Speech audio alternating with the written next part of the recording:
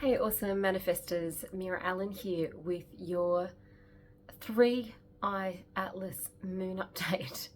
So it's an interesting one because I've had this on my mind for about 3 weeks and I've been wondering how I'm going to do this video. I wanted to tune into this a lot, this interstellar object that is flying into our solar system. It's already in our solar system. Let me just read from Stefan Burns and from NASA what they have written about it, and then I'll go into my little tune in, and you can delete that and ignore it if you like, or you can tune in and listen. Up to you. All right, so the object 3-eye Atlas is moving at a speed of approximately 61 kilometers per second, and that will increase to 68 kilometers per second as it gets closer to Mars. It is, well, the 3-eye, it's the third interstellar object that has entered our solar system ever that we know of with the technology that we currently have. And Atlas is from where it was found, from the telescope that it was found from. So it's now the 3-eye Atlas. The latest visual light observation of 3-eye Atlas by Gemini South was on the 27th of August of this year, and it shows the interstellar object which it did not have a cometary tail, but now it has quickly grown sort of one. So it's not what we would consider a normal comet because its composition is not what we're used to in our normal comets that come into our solar system.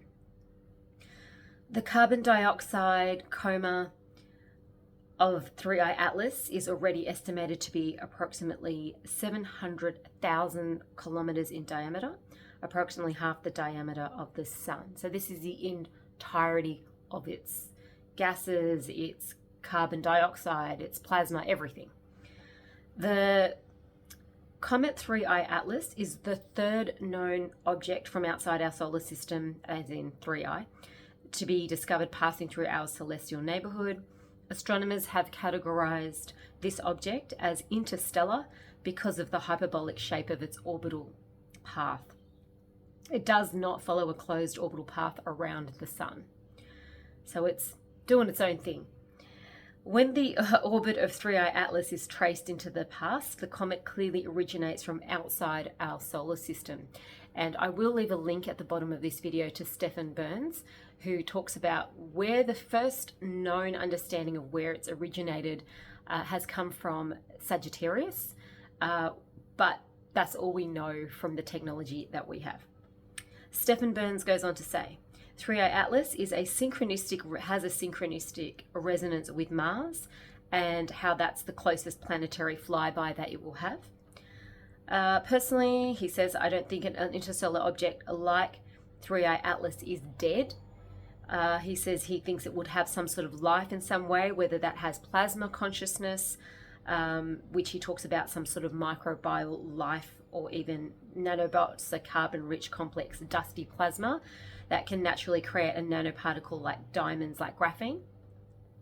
He also finds it odd that the James Webb Space Telescope images were so blurry for 3-eye Atlas. Meanwhile, he's getting stunning images of stars and galaxies with the same telescope. It's almost like that he says, they're intentionally obscuring the detailed internal structure of 3-eye Atlas. And he goes on to say the whole situation is strange and there's tons of speculation going on, but he will keep investigating into it and reporting on it to the best of his ability. He said at the end of that video, he says, we cannot ignore the dusty plasma and the physics of that. And I will link his channel in the bottom of my, in the text in the description box, so that you guys can go straight there and hear it from the source. He is a geophysicist, and he looks at earthquakes and what's happening and the resonance that's happening on Earth. We here in the Sunshine Coast are not on a fault line, and we recently had a earthquake here, 5.2 on the Richter scale. So there is huge amounts of the recent Afghanistan earthquake as well. So there are, so here's now the Meera take.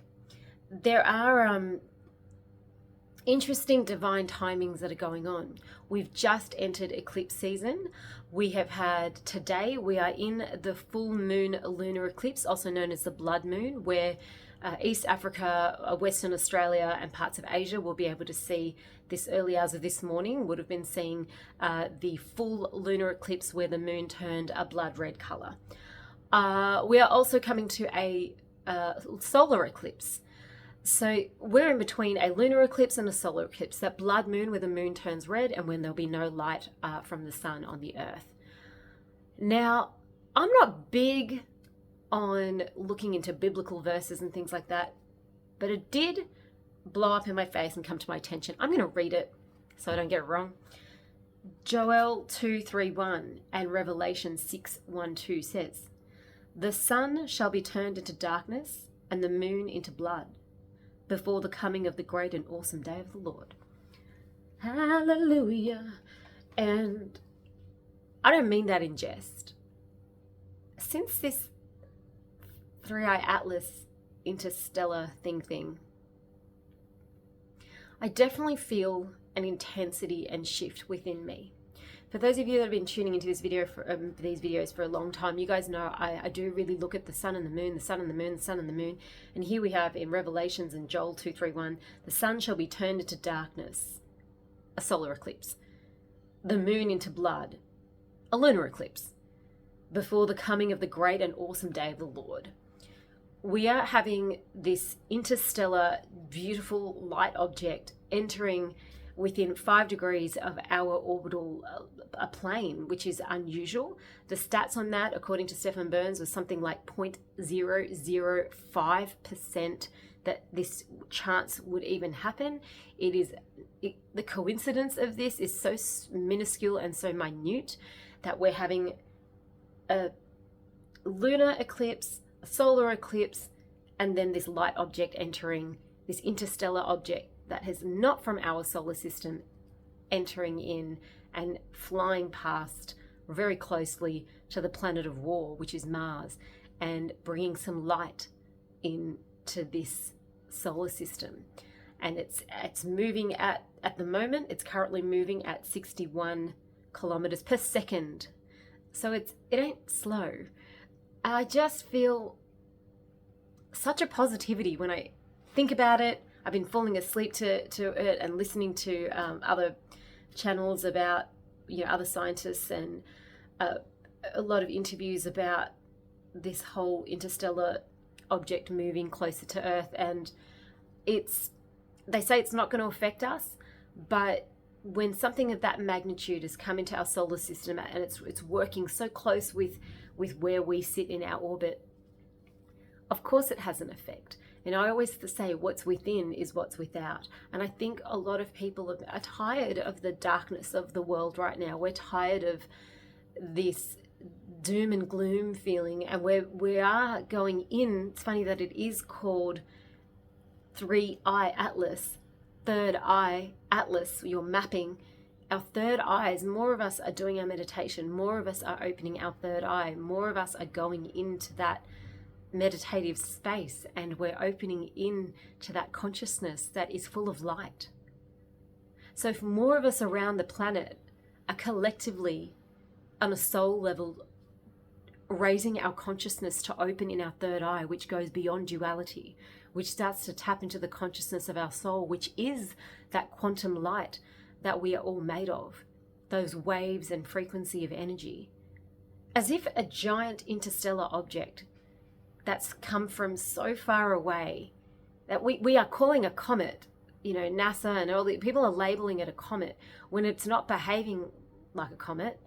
Its constitution is not like that of comet, yet we're calling it that because that's what we can only give reference to, the language that we know. As far as we can call it is an interstellar object because it's coming so far out of our own solar system, completely out past that. And we don't know even from beyond that where it's come from.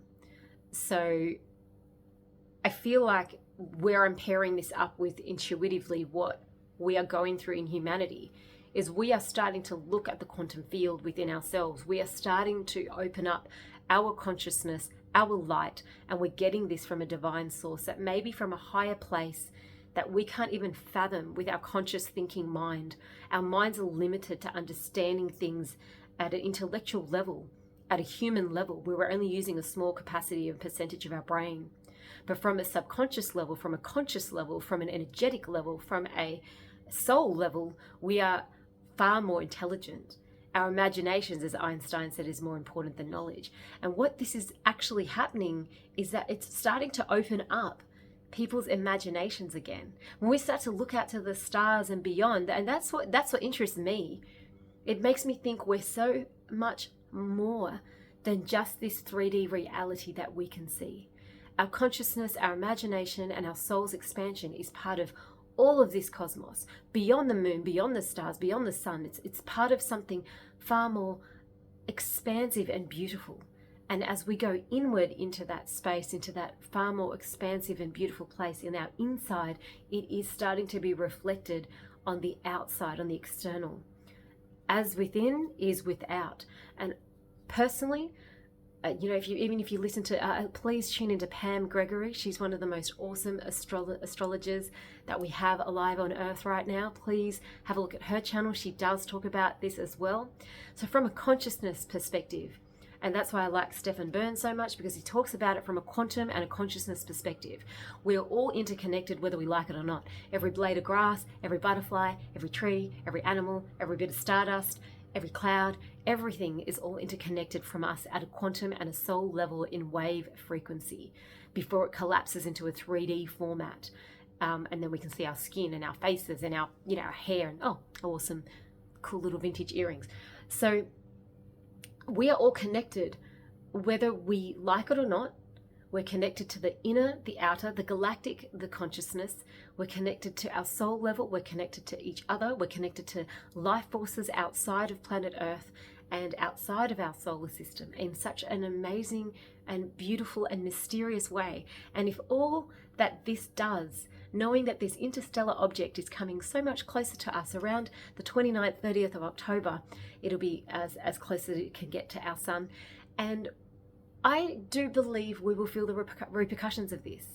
I do believe perhaps Joel 2:31, I hope I'm saying that right, and Revelation 6:1-2, the sun shall be turned into darkness, solar eclipse, and the moon into blood, lunar eclipse, before the coming of the great and awesome day of the Lord.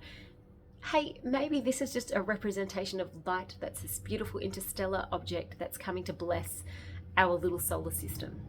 And that's what I feel personally. There will be so much light shone into the darkness. The truth of everything, of our massive, beautiful soul selves, are going to be illuminated more. And that's personally the Meera take on this. Take it or leave it, bin it, criticize it, comment. Let me know what you feel about it. Please check out those links. Stefan Burns, check out Pam Gregory. I've been following her for years and years and years. And, I think trust your gut. My gut feels very joyful, very excited about it. And I feel this deep surrender towards this light, this interstellar, this 3-eye. To me, I keep hearing third eye atlas. That's what I keep hearing when everyone says 3-eye atlas, and all these scientists talk about 3-eye atlas. I feel like it's third eye atlas. I get a real peaceful feeling across my frontal lobe, and I hope you do too. And maybe I'm just a trooper. Hey, look, I've lived my life according to the lunar rhythms, and this is something absolutely special that we will get to have in our lifetimes. So don't take it lightly. And as usual, set your intentions, do your practice, and I'll catch you on the next video. Namaste.